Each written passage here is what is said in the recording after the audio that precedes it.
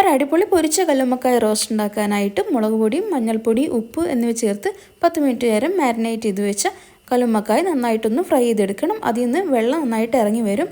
അത് നന്നായിട്ട് വറ്റിച്ചെടുത്ത് ഒരു ചട്ടി ചൂടാക്കി വെളിച്ചെണ്ണ ഒഴിച്ച് ഇഞ്ചി വെളുത്തുള്ളി ചതച്ചതും സവാളയും പച്ചമുളകും 2 തണ്ട് കറിവേപ്പിലയും കൂടെ ചേർത്ത് നന്നായിട്ടൊന്ന് വഴറ്റിയെടുക്കുക. ഇതിലേക്ക് അരിഞ്ഞു വെച്ചിരിക്കുന്ന ഒരു തക്കാളി കൂടെ ചേർത്ത് അടച്ചു വെച്ച് 2-3 മിനിറ്റ് നേരം ചെറിയ തീയിൽ ഒന്ന് കുഴമ്പ് പരുവത്തിൽ വേവിച്ചെടുക്കണം. കൂടെ തന്നെ 1/2 ടീസ്പൂൺ ഉപ്പ് കൂടെ ചേർത്ത് കൊടുക്കുക.